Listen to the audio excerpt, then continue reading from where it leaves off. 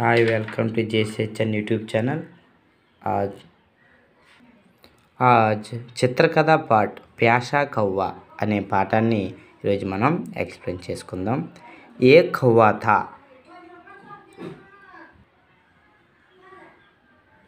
ఉషే ప్యాసి లగి, ఒక కాకి ఉన్నది, అది దాహంతో ఉన్నది. చారం ఓర్ దేగా, చారం ఓర్ దేఖా, అది నీటికై నాలుగు వైపులా చూస్తున్నది. ఉషే ఏ ఘడా దిఖాయి దియా, దానికి ఒక కొండ కనిపించింది.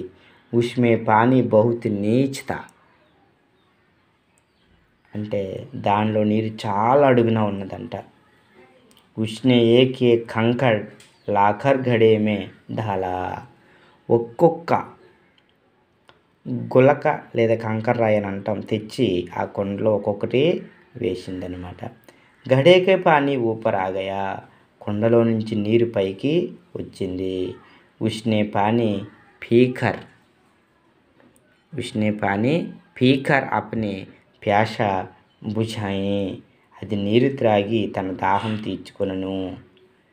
ఇస్ తరహ్ కౌవే నే అప్ని మెహనత్ ఔర్ ఉపాయ్ సే అప్ని ప్యాస్ బుఝాయి అని అంటే, ఈ విధంగా కాకి తన యొక్క కృషి, శ్రమ, తన తెలివితేటలతో మరియు తన ఉపాయంతో తన దాహం తీర్చుకుందని ఈ కహాని, ఈ చిత్రకథ ఆధారంగా ఉన్న కథ యొక్క సారాంశము. आज पाठ का नाम दो है. మొదటగా కబీర్ దాస్ గారు రాసినటువంటి దోహేని చదువుతాం. సాధు ఐసా చాహియే, సాధు ఐసా చాహియే జైసా సూప్ శోభాయ్, సారు సారుకో గహీర హై థోతా ధేయ్ ఉడాయ్. దీని యొక్క भावार्थ कबीर दास इस दोहे में साधु कैसा होना चाहिए, इस विषय के बारे में बताते हैं. कबीर दास जी कहते हैं कि साधु एक सूप के जैसा होना चाहिए. जिस प्रकार सूप सार को ग्रहण करने तोता को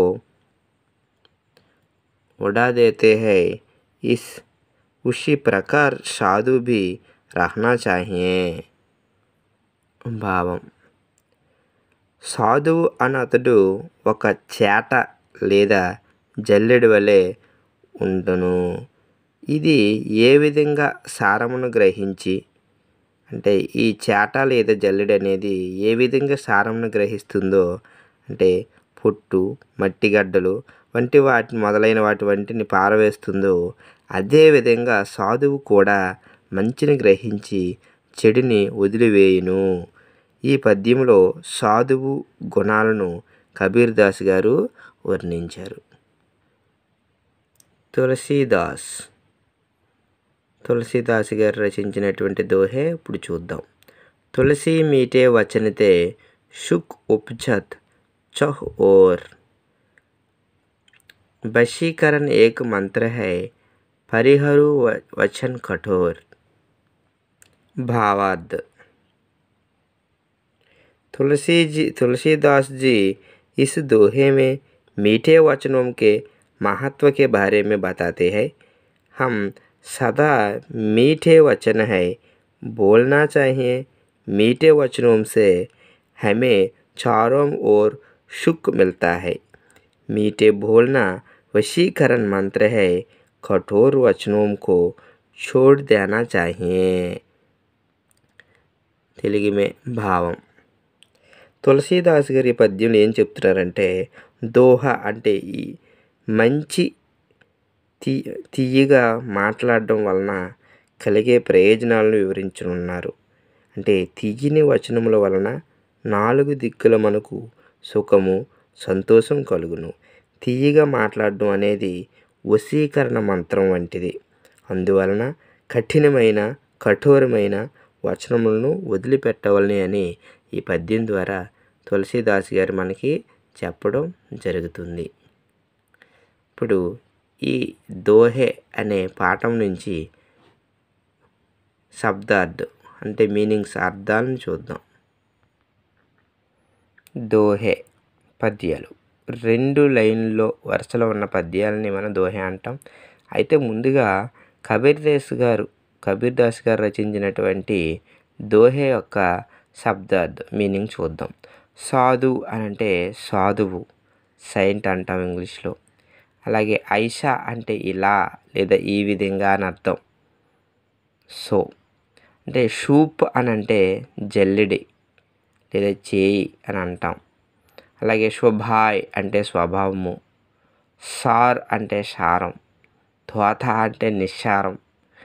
అలాగే వీటిని ఇంగ్లీష్లో సాధు అంటే సైంట్ అంటాం, ఐషా అంటే ఎత్తు సో అని అంటాం, షూప్ అని అంటే సేవ్, అలాగే శుభాయ్ అంటే నేచర్, సార్ అంటే ఎసెన్స్ అంటాం, త్వాత అంటే వాత్లెష్ అంటే నిస్సారం. వీటికి అలాగే తులసీదాస్ గారు రచించినటువంటి దోహేలో చూద్దాం. మీఠా అంటే తీయని అంటే స్వీటీ అని అర్థం. వచన్ అంటే వచనములు లేదా మాటలు అని అంటాం, దీని వర్డ్స్ అంటాం ఇంగ్లీష్లో. షుక్ అంటే సుఖము, జాయ్ఫుల్నెస్ అంటాం. అంటే ఉపజన అంటే ఉత్పన్నమొగుట, ప్రొడ్యూస్ అవ్వడం.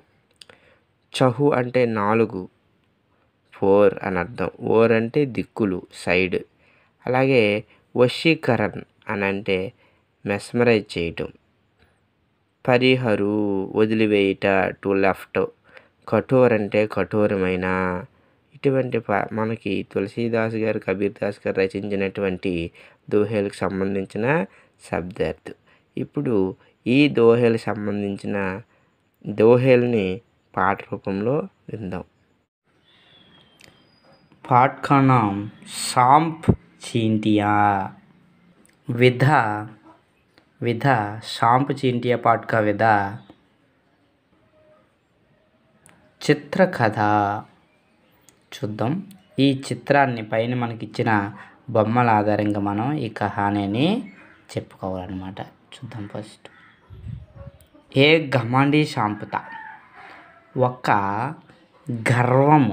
గర్వపోత అంటాం కదా, గర్వంతో ఉన్న పాము ఉన్నది. వహ్ చీంటియోం కే బిల్ మే గుషానా చాహా, అది చీమల పుట్టలో దూరాలని అనుకుంది. చీంటియోంనే రోక్నే బి కోషిష్ కి, చీమలు దానిని ఆపే ప్రయత్నం చేశాయి. షాంప్నే చీంటియోం పర్ హమలా కియా, పాము చీమలపై దాడి చేసింది. అలాగే సభీ చీంటియోంనే सांप को काट कर मार डाला, చీమలన్నీ ఆ పామును కుట్టి చంపేవి. ఈ విధంగా చీమలు బుద్ధితో తెలివిగా ఏం చేస్తాయి చూద్దాం. इस तरह चींटियों ने बुद्धिमान से शक्तिशाली शत्रु को मार डाला. ఈ విధంగా చీమలు బుద్ధితో అంటే తమ యొక్క తెలివితేటలతో తమ శక్తివంతమైన శత్రువుని చంపివేశాయన్నమాట. ఇది షాంప్ చీంటియా అనే చిత్రకథ యొక్క భావం. ఆజ్ బాలగీత్ కా నామ్ గోల్ గోల్, గుండ్రం అంటే రౌండ్గా ఉన్న వాటిని మనం గుండ్రంగా అంటాం కదా. చూద్దాం ఏంటో ఈ పాఠం ఆధారంగా. అంటే ఈ పాఠంలో చిత్రాలు చూపించి అంటే పిక్చర్ని చూసి మనం కొన్ని ప్రశ్నలు అడిగి వాటికి ఈ బాలగీత్ని పాడుకోవాలన్నమాట. అయితే ముందుగా ఈ బాలగీత యొక్క సారాంశం తెలుగులో విందాం. మమ్మీకి రోటీ గోల్ గోల్ గోల్, అమ్మ వేసిన రొట్టె గుండ్రంగా ఉంటాయంట. పాపాక పైసా గోల్ గోల్ గోల్, నాన్న ఇచ్చే డబ్బులు కాయిన్స్ ఎలా ఉంటాయి, గుండ్రంగా ఉంటాయి. తాతగారు దాదాక చస్మా గోల్ గోల్ గోల్, ఇక్కడ తాతగారి యొక్క చస్మా ఎలా ఉన్నాయి, గోల్ అంటే గుండ్రంగా ఉన్నాయి. అలాగే దీదీకి బిందియా గోల్ గోల్, అంటే బిందియా అంటే అక్క పెట్టుకున్న బొట్టుని బిందియా అంటాం. ఎలా ఉందంట, గుండ్రంగా ఉంది. చందా గోల్ సూరజ్ గోల్. చంద్రుడు గుండ్రం, సూర్యుడు గుండ్రం. అలాగే హంబీ గోల్, తుంబీ గోల్. నేను లేదా మేము అంటాం. హెమ్ అంటే గుండ్రం, నువ్వు కూడా గుండ్రం. గోల్ గోల్ గోల్, గోల్ గోల్ గోల్ అంటున్నాడు. గుండ్రం గుండ్రం గుండ్రం, గుండ్రం గుండ్రం గుండ్రం. గోల్ అంటే సర్కిల్, ఇంగ్లీష్లో సర్కిల్ అంటాం. ఇది బాలగీత యొక్క సారాంశం. ఈ బాలగీత యొక్క మీనింగ్ తెలుగులో చూద్దాం. దీనికి సంబంధించిన మీనింగ్స్ ఒకసారి చూద్దాం. మమ్మీ అంటే మా అంట, మదర్, అమ్మనేమంటాం, మమ్మీ అంటాం, అమ్మ మదర్. రోటీ అని అంటే రొట్టె, రోటీ అని అంటాం ఇంగ్లీష్లో కూడా. గోల్ గోళాకారము, రౌండ్ గుండ్రం అంటాం రౌండ్. పాపా, పాప అంటే ఫాదర్, నాన్న. పైసా పైసలు అంటే కాయిన్స్. దాదా అంటే తాత, గ్రాండ్ ఫాదర్. చస్మా అంటే స్పెటికల్స్, కళ్ళజోడు అంటాం. దీది సిస్టర్, అక్క. అలాగే బింది అంటే బొట్టు బిళ్ళ అంటారు కదా, a mark on the forehead అంటాం. చాంద్ అంటే చందమామ, ద మూన్. సూరజ్ అంటే సూర్యుడు, ది సన్. అలాగే హమ్ అంటే వి, మేము, మనము. భీ అంటే ఆల్సో, కూడా. తుమ్ అంటే యు అని అర్థం, ఇంగ్లీష్లో నీవు అని అర్థం. ఇవి ఈ గోల్ గోల్ గోల్, గుండ్రం గుండ్రం అనే యొక్క బాలగీత యొక్క శబ్ద అర్థాలు. ఓకే, అర్థమయ్యాయి కదా పిల్లలు? Thank you. మౌఖిక్ ఖేల్, మౌఖిక ఆట. ఇందులో ఏమి ఇచ్చారు? ఉదాహరణ ఖేలి అని ఎగ్జాంపుల్గా ఇచ్చారు. ముజే ఆమ్ పసంద్ హై, నాకు మామిడి పండు అంటే ఇష్టం. తుమ్కో క్యా పసంద్ హై, మరి నీకేంటి ఇష్టం? ముజే మా పసంద్ హై, నాకు అమ్మ అంటే ఇష్టం. తుమ్కో కౌన్ పసంద్ హై, మరి నీకు ఎవరంటే ఇష్టం? ముజే కలం చాహియే, నాకు పెన్ను కావాలి. తుమ్కో క్యా చాహియే, మరి నీకేం కావాలి అని ఎగ్జాంపుల్గా ఇచ్చారు మౌఖిక్ ఖేల్. అయితే విధి చూద్దాం. అంటే విధి అంటాం, విధి ఏంటి చూద్దాం. విధి అని అంటే छात्र गोलाकार में बैठते हैं एक छात्र उठाकर मुझे, అంటే ఒక వ్యక్తి నించొని అతని పేరు చెప్తూ అతనికి ఏమి ఇష్టమో ముझे आम पसंद है అని చెప్పాడు. కహాకర్ బగలా వాలే ఛాత్ర సే పూछे है कि तुमको क्या पसंद है. బగలా వాలా ఛాత్ర भी मुझे, అంటే రెండో వ్యక్తి కూడా తమకి ఏమి ఇష్టమో, సేబ్ యాపిల్ ఇష్టం అనుకుందాం. రెండో వ్యక్తి సేబ్ పసంద్ హై అని రెండో వ్యక్తి చెప్పాడు. అంటే దీన్ని తెలుగులో మీకు చెప్తాను. బతాకారు ఉష్కే బగలావ छात्र से पूछता है कि तुमको क्या पसंद है. इस प्रकार एक बाद एक कक्षा के सभी छात्र इस खेल में भाग लेते हैं. इसी प्रकार के अन्य प्रश्न भी पूछे जा सकते हैं. అంటే छात्र गोलाकार में बैठते हैं, విద్యార్థులు అందరూ గోళాకారంలో కూర్చొని ఒక విద్యార్థి లేచాడు.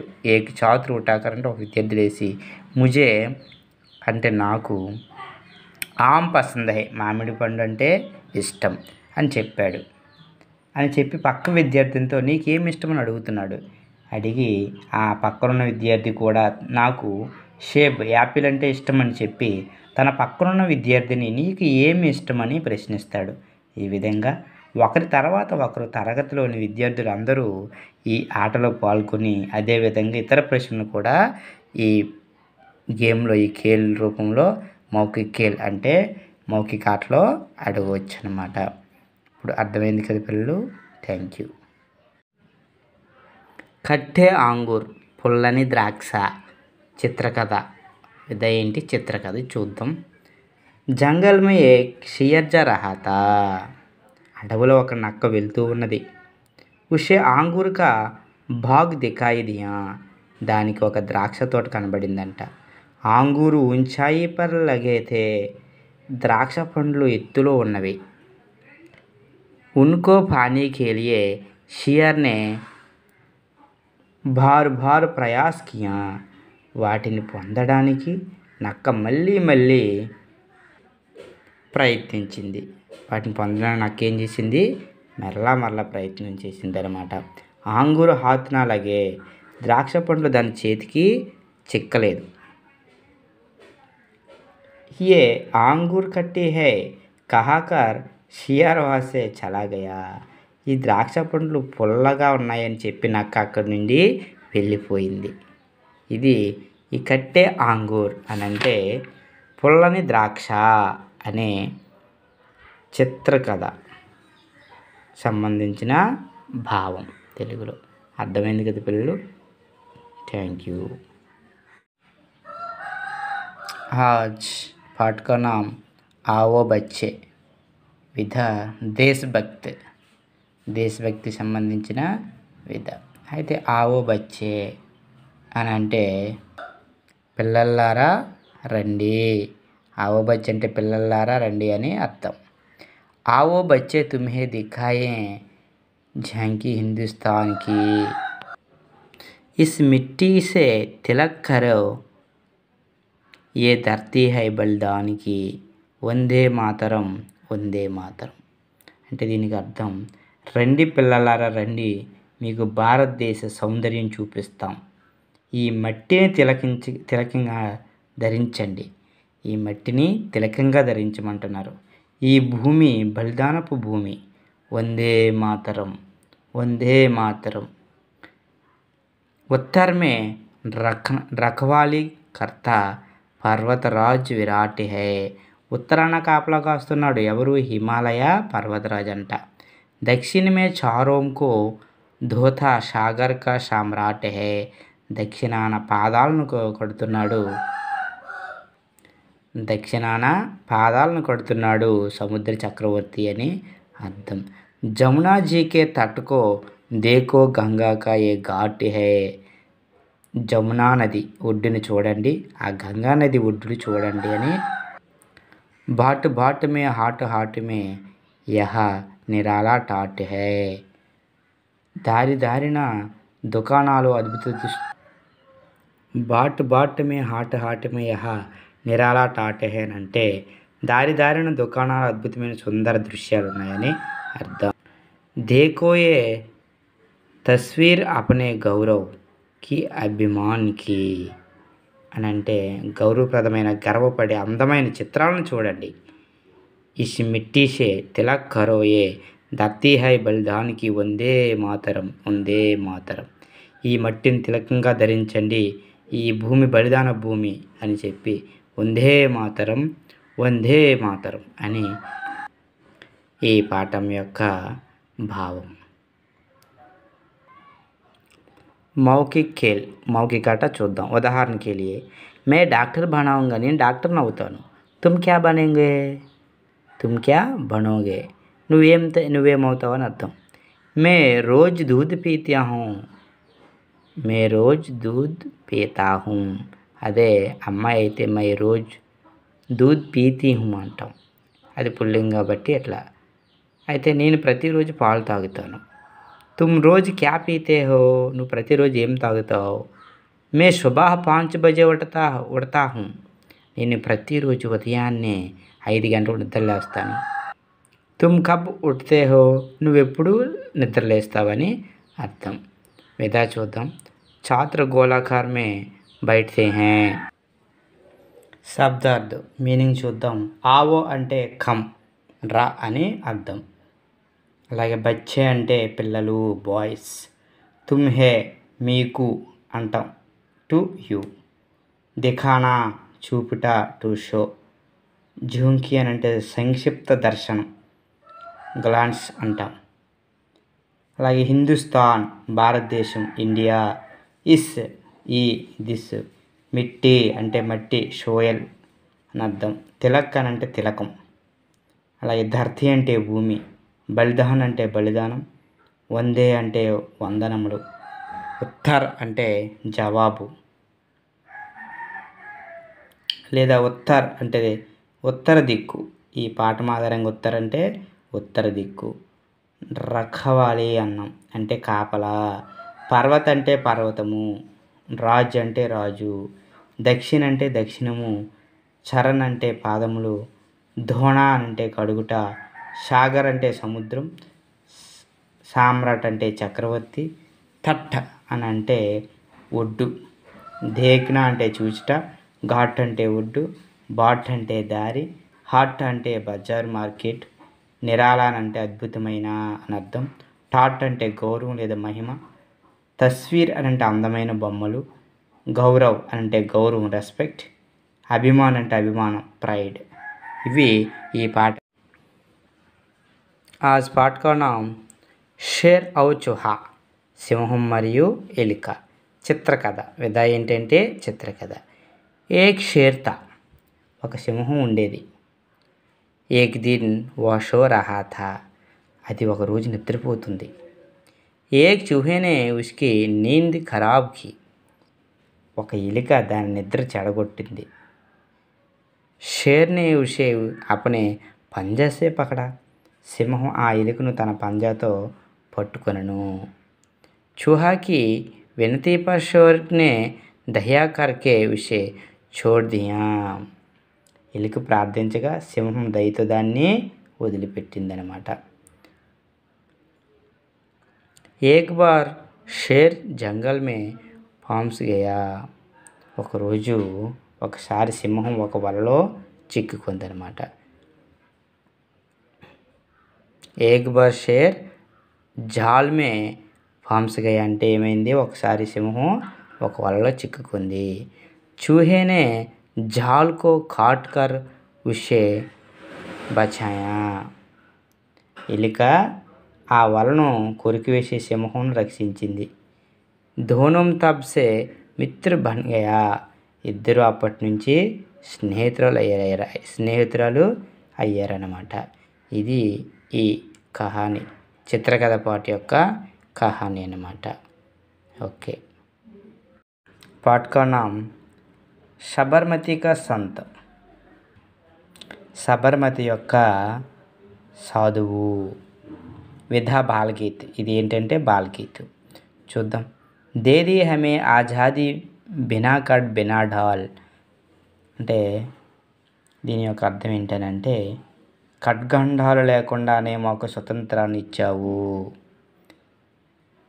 సబర్మతికే సంత్ తూనే కర్ దియా కమాల్, సబర్మతి సాధువు పుంగవా నీవు అద్భుతం చేశావు.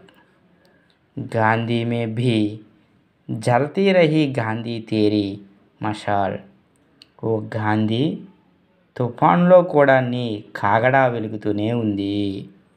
సబర్మతికే సంత్ తూనే కర్ దియా కమాల్, సబర్మతి సాధువా నీవు అద్భుతం చేశావు. ధర్తీ పే లడీ తూనే అజబ్ ఢంగ్ కి లడాయి, ఈ భూమిపై నీవు అద్భుత రీతిలో యుద్ధం చేశావు. ధాగీనే కహీ తోప్నా బందూక్ చలాయి, దగా చేయలేదు, పిరంగులు తుపాకులు పేల్చలేదు. దుస్మాన్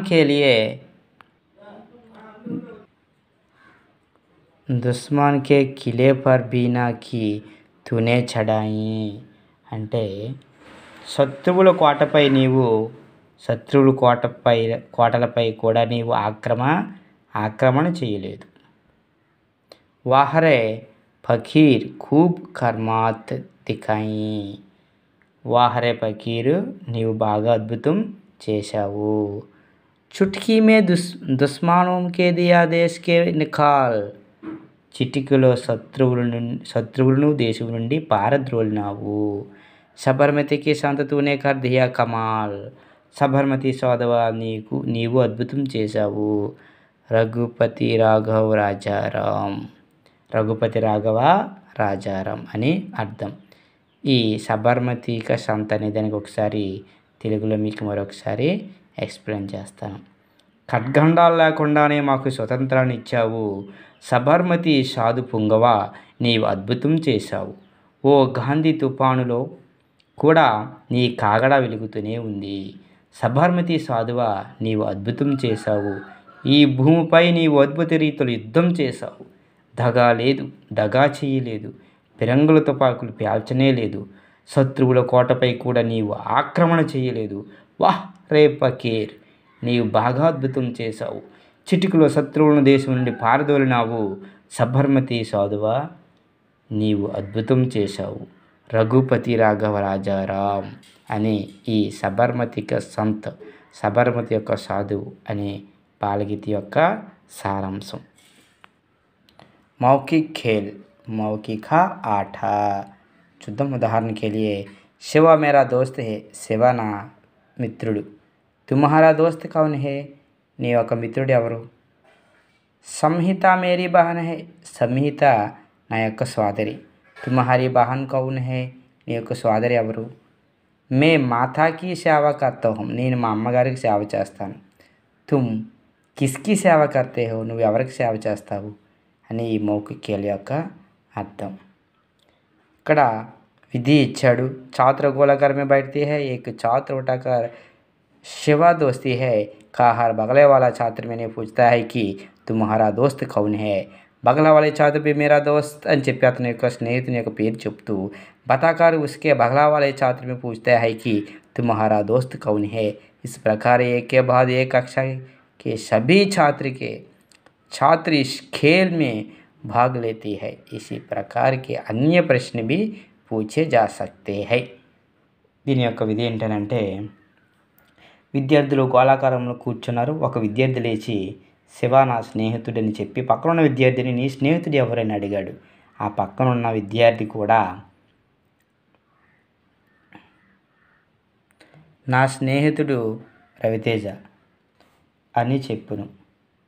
చెప్పి తన పక్కనున్న విద్యార్థిని నీ స్నేహితుడు ఎవరు అని అడిగాను. ఈ విధంగా ఒకరి తర్వాత ఒకరు తరగతిలోని విద్యార్థులందరూ ఈ ఆటలో పాల్గొని అదేవిధంగా ఇతర ప్రశ్నలు కూడా అడగవచ్చును అని ఈ మౌఖిక खेल యొక్క సమరూపి అక్షర్ అంటే సమాన రూపమైన అక్షరాలు. అంటే ఉ ఉంది, ఇది ఊ, ఊకి మాత్ర. ఊకి మాత్ర. ఆకి మాత్ర ఉండదు కాబట్టి ఆకి మాత్ర. ఓకి మాత్ర. ఔకి మాత్ర. విసర్గ. విసర్గ. ఇలా ఒకే రూపంలో ఉన్నటువంటి సమరూప అక్షరాలు. ఈకి మాత్ర, దీన్ని చోటీకి మాత్ర అంటాం. ఇది బడికి మాత్ర, చోటీకి మాత్ర, బడికి మాత్ర. ఇది ఈకి మాత్ర, ఈకి మాత్ర, ఏకి మాత్ర, ఐకి మాత్ర, రుకి అంటాం. దీన్ని ఊకి మాత్ర అంటాం. రుత్వము. ఇది రీకి మాత్ర అని చదువుతాం. అంటే సమానమైన రూపంలో ఉన్న అక్షరాలని అర్థం. గా మాత్ర. గావత్తు, మావత్తు, భావత్తు, నావత్తు, తావత్తు, లావత్తు, చావత్తు, జావత్తు. ఇవన్నీ ఎలా ఉన్నాయంటే సమరూపంగా ఉన్నాయి. ఈ పక్కన ఉన్న ఈ మాత్రను తీస్తే, ఇది మూస్తే, ఈ మాత్రను కానీ ఇలా క్లోజ్ చేసినట్లయితే కనిపించేదే సమరూపమైన అక్షరాలు ఉన్నాయి కదా. ఈ మాత్ర చూడండి, ఈ మాత్రని ఇట్లా క్లోజ్ చేసినట్లయితే ఏం కనిపిస్తుంది, కిందన్న రూపం కనిపిస్తుంది. ఈ మాత్ర క్లోజ్ చేస్తే సమానమైన రూపం ఉన్నాయి కదా, అందుకే ఒకే పోలికతో ఉన్న వాటిని మనం సమరూప అక్షరాన్ని అంటాం. తాకి మాత్ర, లాకి మాత్ర, చాకి మాత్ర, జాకి మాత్ర, వాకి మాత్ర, బాకి మాత్ర, కాకి మాత్ర, యాకి మాత్ర. అంటే మాత్ర అంటే ఒత్తులు. యావత్తు, ధావత్తు, ఘావత్తు, ధావత్తు, చావత్తు. అలాగే టావత్తు, ధావత్తు, డావత్తు, ఓకేనా, ఠావత్తు, దావత్తు, హావత్తు, ఢ, ఞ. ఇట్లా వాటి యొక్క మాత్రలు కూడా ఒత్తులు ఎలా ఉన్నాయి, సమానమైనటువంటి రూపంలో ఉన్నాయి. పావత్తు, షావత్తు, అనావత్తు, భావత్తు, రావత్తు, షావత్తు, షేవత్తు, ఖావత్తు. అలాగే క్ష, ఇక్ ప్లస్ ష, క్ష. ఇత్ ప్లస్ రా, త్ర. ఇజ్ ప్లస్ జ్ఞ, జ్ఞ. జ్ఞ ప్లస్ జ్ఞి, ఇజ్ఞి అంటాం. అలాగే స్ర, ఇస్ ప్లస్ ర, స్ర. క్ష, త్ర, జ్ఞ, స్ర. ఇవన్నీ వీటి యొక్క సమరూపం, ఒకే సమానమైన రూపం కలిగినటువంటి మాత్రలు. ఇది ఈ పాఠం యొక్క అర్థం. సమరూపి అక్షరం ఒకే రూపంలో సమానమైనటువంటి రూపంలో ఉన్న అక్షరాలు. అర్థమయ్యే కదా పిల్లలు. Thank you. వర్ణమాల అంటే వర్ణమాల. స్వర్ ఔర్ వ్యంజన్. స్వరాలు వ్యంజన్. స్వర అంటే ఆ నుంచి అమ్మ వరకు ఉన్న అక్షరాలని స్వర్ అని అంటాం. వ్యంజన్ అంటే కా నుంచి శ్రా వరకు ఉన్న అక్షరాలు జ్ఞ అంటాం. ఉన్న అక్షరాలని వ్యంజన్ అంటాం. ఇది స్వర ఔర్ వ్యంజన్. వీటిలో కూడా సమానమైన రూపం ఉన్నటువంటి అక్షరాలే ఉ, ఊ, ఆ, ఆ, ఓ, ఔ, అం, ఆహ. ఇవన్నీ కూడా ఒకే రూపంలో ఉన్నాయి. అంటే 3 అనే సింబల్తో ఉన్నాయి. ఈ ఒకే రూపంలో ఉన్నాయి కదా. ఏ, ఐ అవి కూడా ఒక రూపంలో ఉన్నాయి. ఇవి స్వరాల్లో. అందుకే వీటిని సమరూప అక్షరాలని అంటాం. అర్థమైంది కదా. Thank you watching.